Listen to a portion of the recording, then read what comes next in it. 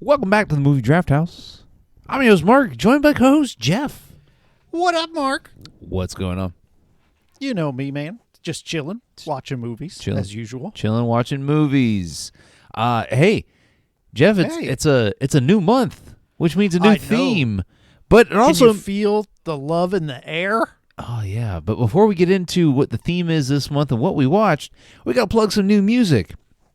And our music this month is brought to you by the indie musician. However, he bills his stuff as pop rock and soul artist Troy with his latest song, Gemini.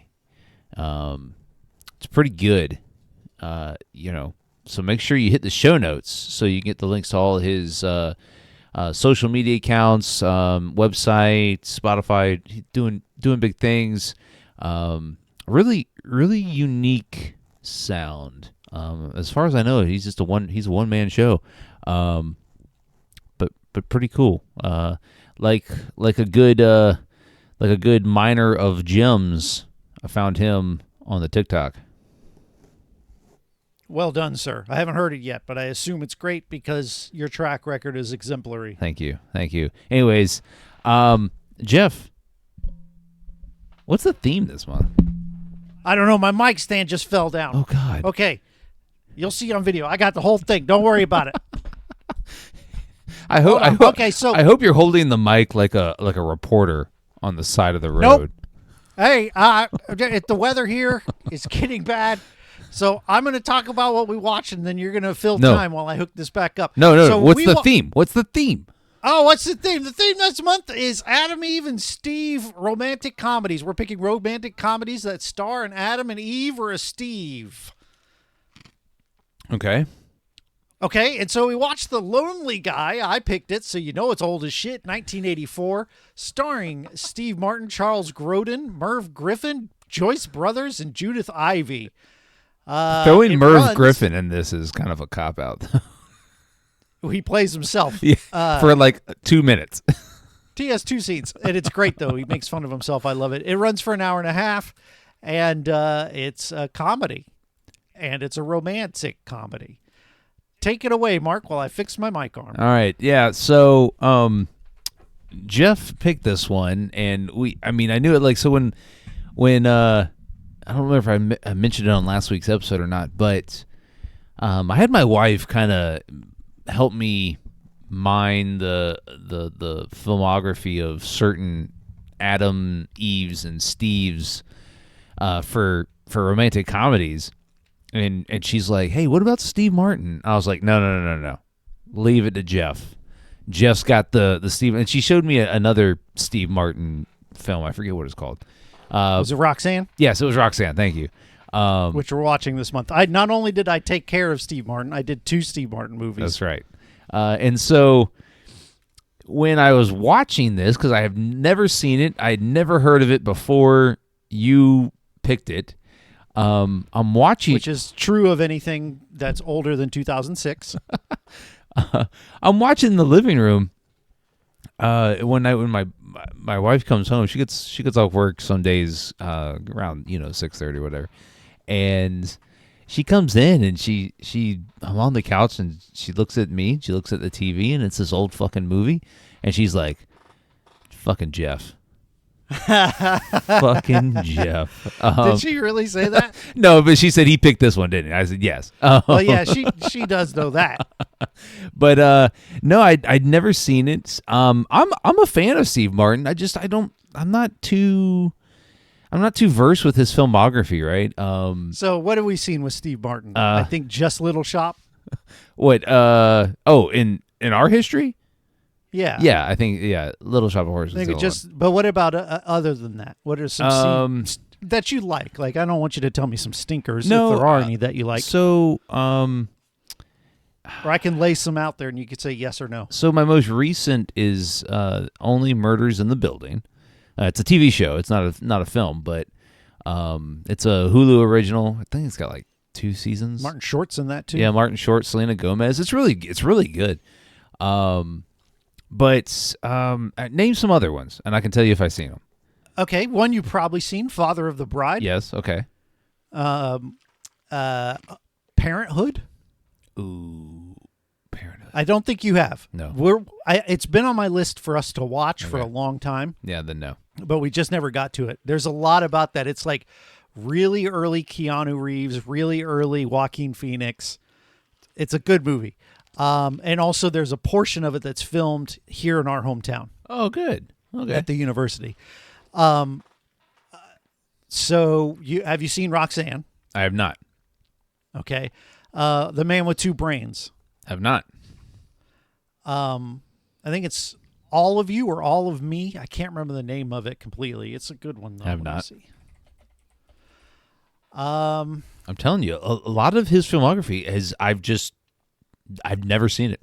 So we got to do Steve Martin month as well. Sure, that's fine. I just like this is my own. Name some of his recent stuff. How about that? Shit, I don't watch that crap. I mean, those are like the Pink Panther movies. Okay, You know, yeah, he's I've definitely- seen the Pink Panther How about movies. Bowfinger with Eddie Murphy. Ooh, don't think That's so. a good one where he's a director No, and he's making a movie. So that one's got Eddie Murphy playing two roles, which maybe I'll save it. Maybe I'll save it for no. All right. I'm gonna run down the- this. I'm gonna run down this list. Only Murders in the Building I've seen. Three Amigos. Yes, I've seen Three Amigos. Okay. I have not seen Traitor. I've not seen Pink Panther 2 The because Jerk. I don't think so. Well, we got to get The Man with Two Brains. I love The Man with Two Brains, but it doesn't really fit with any themes we've gotten to yet. I haven't seen. So his filmography, it's not that big, right? I mean, Well, I mean, it is. I mean, it yeah, is. The But SNL days were the big thing, you know. But no, it on it for as long as he's been around. It honestly, I mean, 72 acting credits, you know. and a lot of it's TV stuff, right?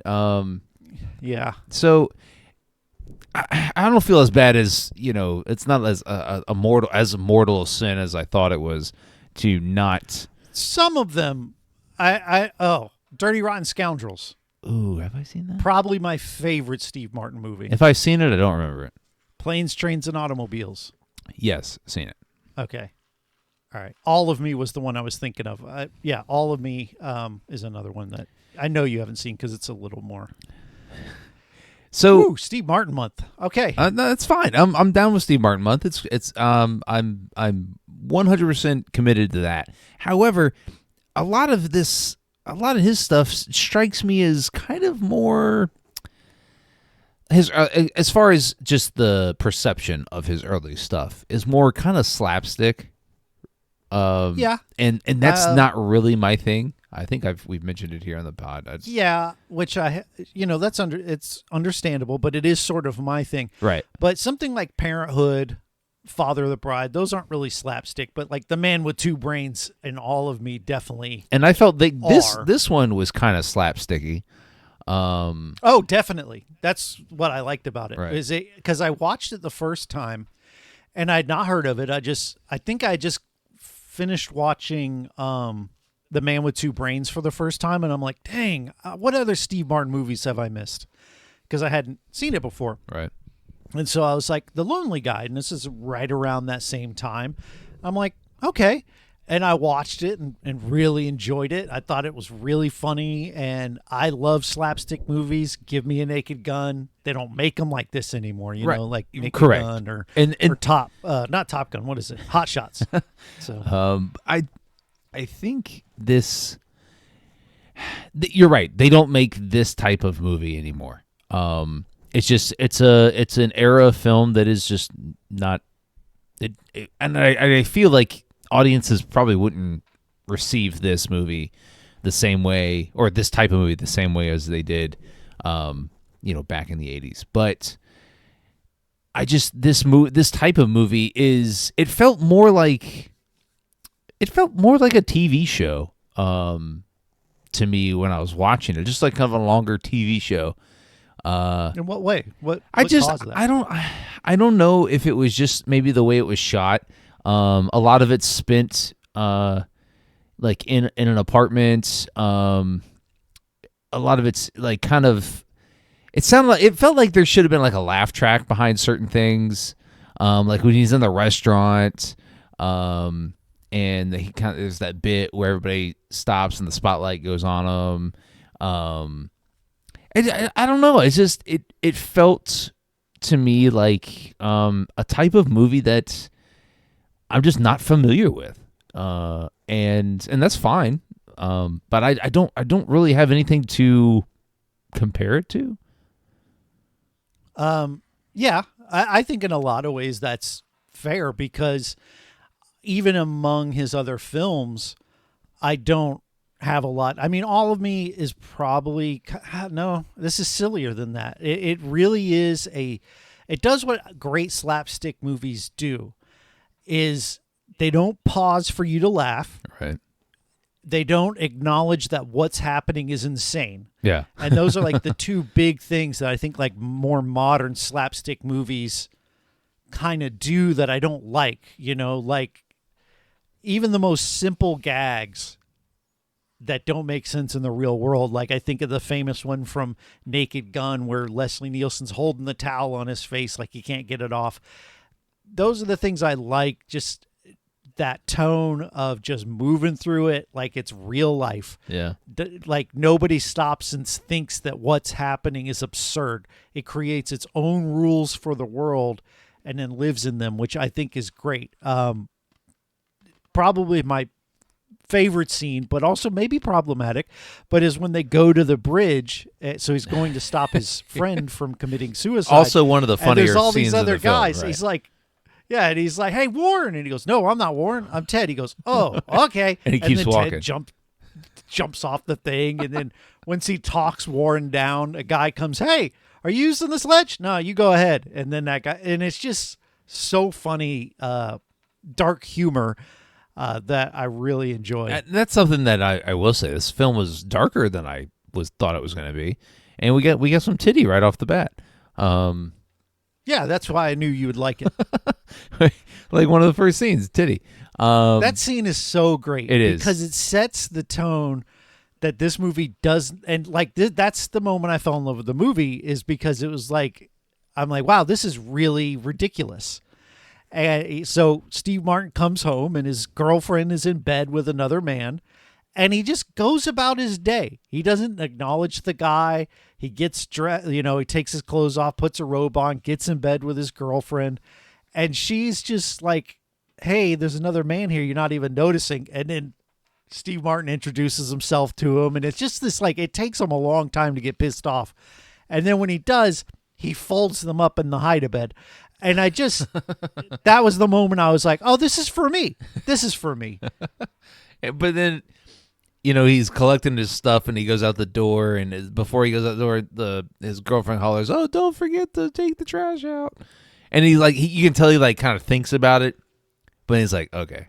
And so that and that sets up. He does it. Why would you do it? Right. Like, why would you do it in that situation? I'm not taking the trash out. Right. I just caught you in bed with somebody else. And you broke up with me. Like, I'm not taking, and then he does it. Right. And so, but he gets to the street. That sets up his character. That's right. That sets up the film's character. And I thought it does a really good job, is because he's a pushover. He's kind of this, what the kids call a cuck. Whoa, no, I wouldn't call him that. He didn't enjoy it. Well, I mean, he's getting cucked, but there's something about being a cuck where I think you got to like it. He's just been cheated on, I think, is that. But he crawls in bed and shakes the guy's hand. Come on, he enjoyed it. Yeah. Well, I don't know about that. I thought the whole thing was he was blissfully unaware, or maybe denying reality. I don't think it was like his shit. He was like, hell yeah, this is what we want. I don't know. But no, I thought the opening scene does do a good job of setting up his character. And it gives him, for the rest of the movie, the rest of the hour and a half that this film runs for, everything after that is you're kind of just like, oh, okay, yeah, I can see it. Is because the opening scene's so outrageous that everything else that follows is just kind of like, yeah, this is kind of this he guy. doesn't even make it down the street before Raul, who is the man in bed with his wife, has already been dumped by her. And he hears about it from a friend that has also been sleeping with his girlfriend, and was like, "You knew about that?" And he's like, "Yeah." I think that the opening really, like I said, sets the tone for me, and it's like that's when I knew I was going to like the movie. So then, of course, Steve Martin meets Warren, who is played by Charles Grodin, who I've seen in a lot of things, but I honestly don't remember that much of the stuff he was in. Apparently, he was in the original King Kong. Well, not the original, the 76 version. Yeah. But he's really funny. He kind of has this slow tone. And R.I.P. Charles Grodin. Yeah, really, really calm. And he introduces Steve Martin to the concept of the lonely guy. That is a type of man that I wouldn't necessarily call an incel because they're not angry and upset about it. They're just kind of sad and depressed that this man is for sure a serial killer. Charles Grodin? Yeah. No. 100%. No, he meets a nice lady later in the film. And he's not. He's kind. I do think that, and I don't think I've seen anything else that Charles Grodin has ever been in, but although he was a character in Law and Order SVU once. Anyways, I thought he played the part well. I got real creep vibes from this dude, and I think that's probably what it was going for. I know what I've seen him from. What? He's the dad in Beethoven. Wait, what? The dog movie. Yeah. What? I mean, it's been a long time since I've seen that, but well, that's the main thing I know him from. Oh shit, man! Fucking Hollywood's a small world, bro. I do think he plays the creep well. And he's not a creep. Why do you think he's a creep? It's just but that's the stereotype of the lonely guy, right? Kind of creepy. You walk into an apartment and there's all these cardboard cutout figures, and homeboy tells you he got them from the lonely guy store. Yeah, man. You never been there? They got lots of various creams and gels. I mean, you're walking the fuck out, right? Of the lonely guy store? No, of Charles Grodin's apartment. Oh, yeah. Yeah. I'm just saying, I think... But the cops come, though. You're right. And one of the cops is like, hey, man, where'd you get these? The lonely guy store. And he's like, oh, hell yeah. Well, not everybody is like he you. plays it off because he doesn't want anybody to know he's the lonely cop. But I thought that was a funny moment where he's like, "Oh, I gotta hit the head," and he's like, "Hey, where'd you get these?" It's ridiculous. But so, did this movie make you laugh though? Was it funny? There were certain parts where I gave an audible chuckle. And I think it's more not so much that it was like funny ha ha to me, but it was funny gag, right? Like the bridge scene that made me laugh is because he gives no fucks about anybody trying to kill themselves. Yeah, he's just looking for the person he's looking for. And the dinner scene where he's supposed to play it off by pretending to be a food critic.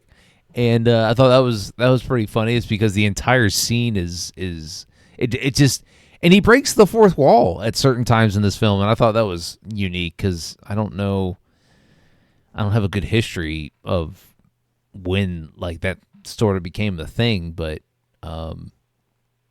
this is probably the earliest film I've ever seen that did it.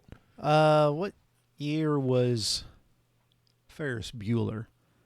That's before 84. I know it's probably been before this, but yeah, it is a somewhat early one, I guess. But yeah, I thought it was a unique touch on this film is that it's all told through Steve Martin's perspective. He's the narrator, and he's the central point, and the story goes where he tells us it's gonna go.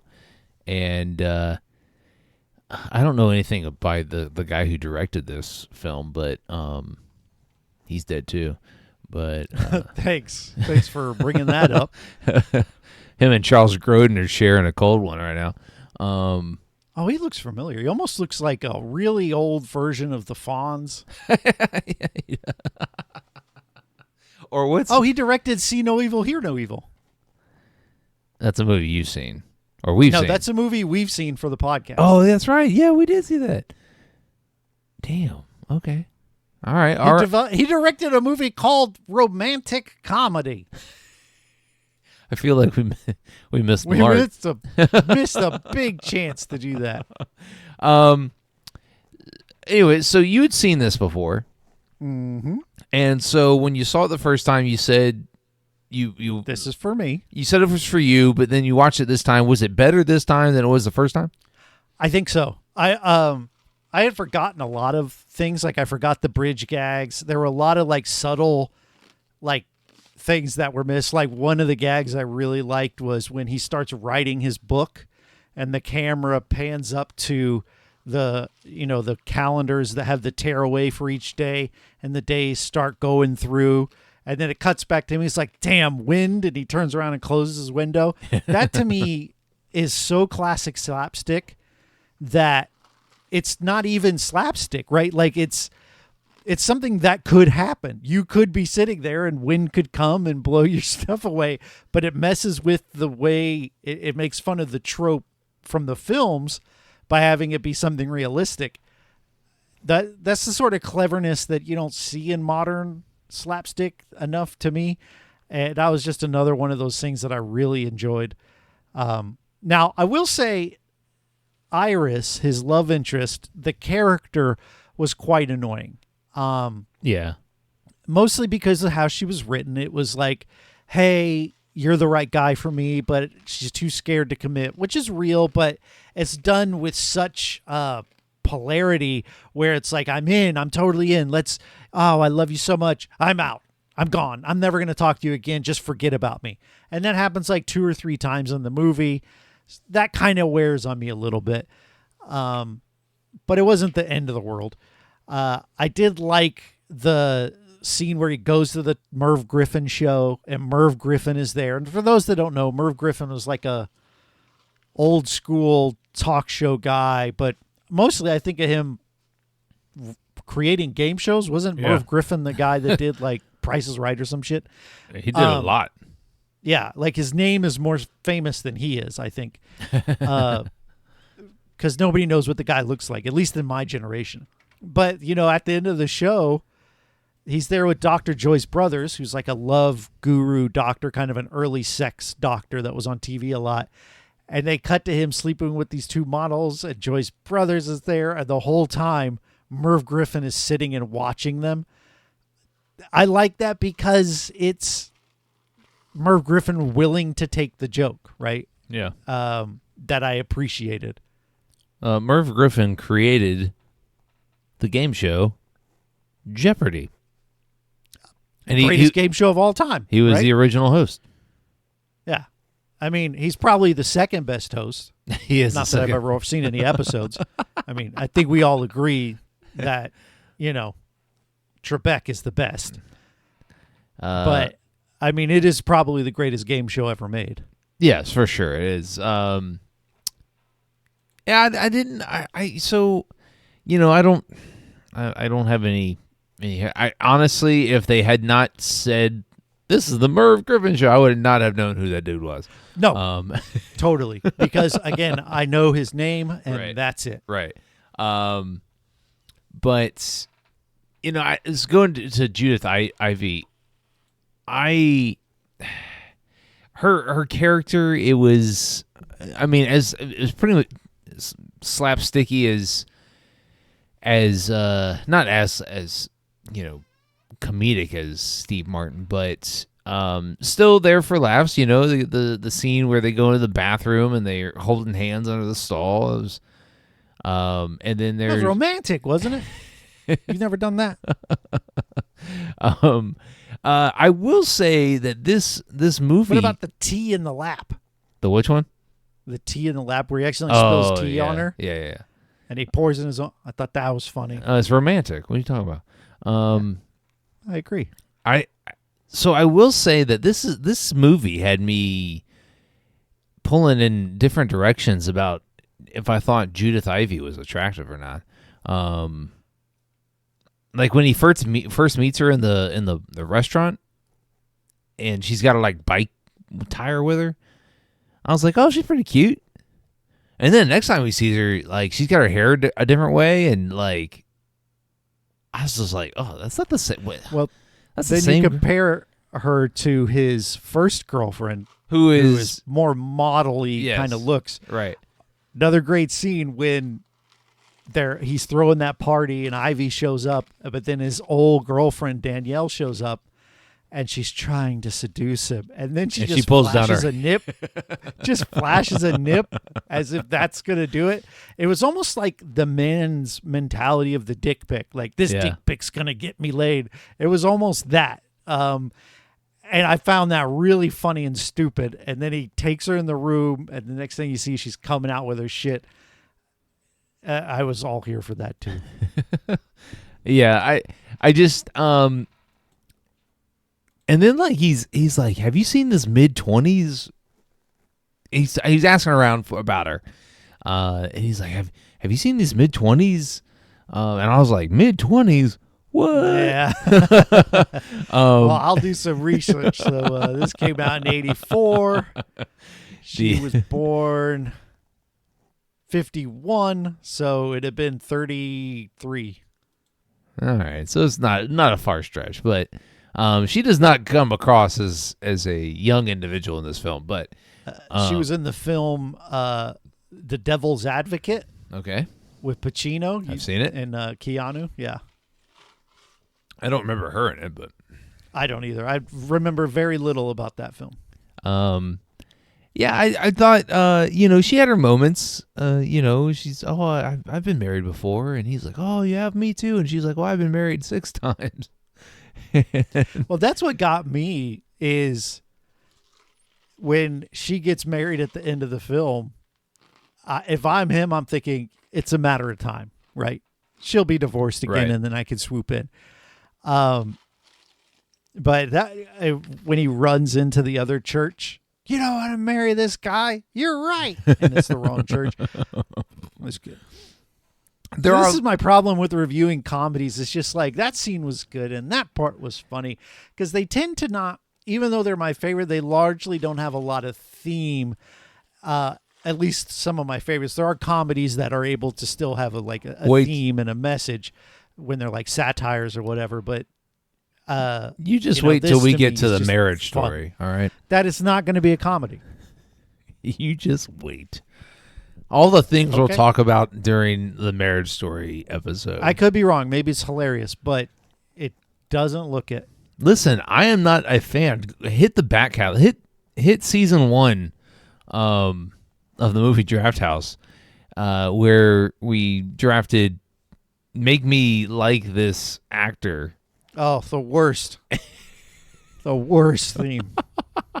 and that's what made us watch Sils Maria. That is correct. And you picked that Buddhist monk movie. He wasn't Buddhist. I know he was. There were monks. That movie's not bad. It's your boy, the guy you think is the greatest. What's his name? Adam Driver. No, the director. Oh, Scorsese. Yeah, that's it. But no. Anyways, I don't. And you're right. There's not a lot to say about this movie because there's not a lot of substance. Yeah, it's more moving through gags in this movie, right? And that's fine. I don't know what I was expecting. It probably wasn't this, but I didn't hate it, right? Of course not. It's fun. It's a movie that you kind of have to condition yourself to watch if you're not expecting for it to be what it is. And so by maybe like 15 minutes in, after he folds up the opening scene where he folds up his girlfriend and her lover, I'm like, all right, this is going to be that kind of movie. And so as soon as I conditioned myself to be on board with the type of movie it was going to be, I didn't have a terrible time. Jeez, what a put that on the poster. I didn't have a terrible time. Mark, Movie Draft House. It's a fine comedy. It is a 80s comedy. Ooh. And when you say that, it sounds like an insult. I mean, no, to me, I just think I like 80s comedies, but right, but I think it fits in a time capsule. And there aren't movies made like this anymore. You have to go back to the 80s and maybe a little early 90s to get this type of film. And and they don't make them this way anymore. Just films don't exist to run gag to gag. I think the last movie I can remember that kind of existed to go gag to gag was like the Austin Powers movies. And I mean, that's probably not true. There's probably been other films, but just in my mind, that's what I remember. But at the same time, you got Steve Martin. He's a treasure. I've never seen Steve Martin stand up. I think the only stand up I've ever seen him do is at the Oscars. When he's been like the Oscars. I don't think I've actually seen it. I mean, there's the classic picture of him with the arrow through the head thing. Yeah. But I don't think I've ever seen his stand-up either. And that's shame on us, is because he's regarded as one of the great comedians in the world. So it's yeah. I mostly know him through his movies. I mean, specifically, I've seen Dirty Rotten Scoundrels, 10 times probably. So. Yeah, do we have any? I mean, what else can we say about it? There isn't. We don't have to drag it out. Do you recommend it? I do. It's a movie I really enjoy. It is a gag-to-gag movie, sure, but the gags are fresh and funny. And I think that if you like slapstick, you may not have seen The Lonely Guy. It's a little more under the radar. It's not named among, your Airplanes and Naked Guns, but it's in that vicinity to me. I really like it. Yeah. These types of films aren't my favorite. I'm not going to recommend it, but it's not because I didn't enjoy it. It's just simply because I don't have anything. I can't say this is it's fair. This is good or it's bad because I don't watch these type of movies all that much. But I mean, are there slapstick movies you do like? I don't know. Naked Gun, Airplane. No, I mean, I've seen both, and I've just been like, oh, okay, yeah. I mean, it's not so good. It's not like I hate them. It's just I don't I know people that can recite the entire fucking movie, and I'm just like, okay, man, that's cool. Well, yeah, that's me.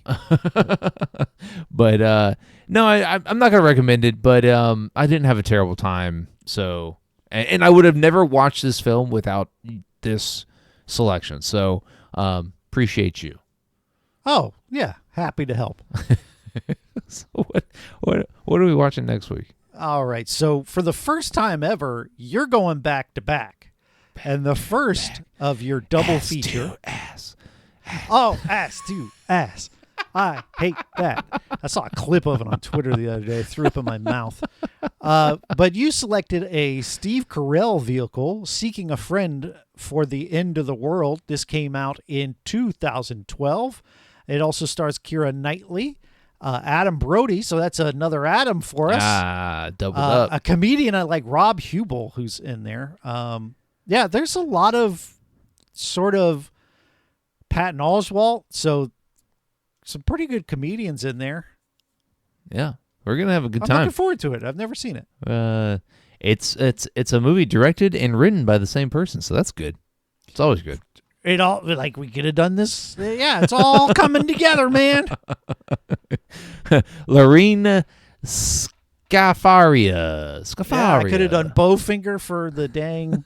Oh my God, I had to keep Bowfinger on the back of my mind. I don't know. I don't know if you'll enjoy it. Anyways, again, we want to give a shout out to the new music this month, and it's the musical artist Troy with his song Gemini. Give the show notes a like. Give the show notes. Hit the show notes to give him a hit the show. What the fuck am I saying? Hit the show notes to get the links to all his social media accounts. So you can give him a like, a follow, and subscribe. So he's doing big things. Appreciate him allowing us to use his music here on the podcast. If you want to follow Jeff, wait, hold on, let's back it up. You want to follow the podcast on social media? You can find us at Movie Draft House. We're on Twitter. We're on TikTok. We're on Instagram. We're right here on YouTube where you watch us. So make sure you hit the subscribe button when it pops up so you don't miss any future content here on the podcast. And you can find all our social media accounts when you hit the more button on the YouTube. You just sounded like the most professional shit I've ever heard. Yeah, just cut out It sounded so good. Cut out the previous minute that I just fucking just I'm not fumbled even over joking. my words. That sounded really good. If you want to follow Jeff on Twitter and tell him, hey, Steve Martin and Martin Short, let's do that. Let's do that for a theme. You can find them. No, here's a theme. Go Find ahead and them say at- my handle, and then I'll tell you what you just made me think of. Find them at Podcast by Jeff. Now, this would take a little work, but a theme that's sort of like 1 degree of separation, almost like Steve Martin, and then you did Martin Short. Okay. And then I did, We would have Get to Shorty. Okay. And then you, Okay. that sort of thing. We could do that if we. It would just take a lot of prep. No, I don't think it would take a lot of prep. We would just have maybe a lot of dead air time. That's what editing's for. Right. But when you're editing the video, it makes it a little more annoying. Audio's a lot easier. But if you wanted to get in touch with Mark and ask him to do your voiceovers for whatever ad reads you need, you can get in touch with him at I Heard You Liked. yeah, my retainer's not great, but Keeps falling out. But anyways, catch us next week when we review Seeking a Friend for the End of the World. Jeff, any words? I have words of wisdom. Oh shit. Just to show you the quality of writing Okay. from The Lonely Guy. This line is classic. Warren Evans, who's the sad, boring, lonely guy. I don't like to take naps. I don't like to wake up more than once a day, because when I first wake up, I get that shock of who I am and everything. I really don't like to do that more than once a day.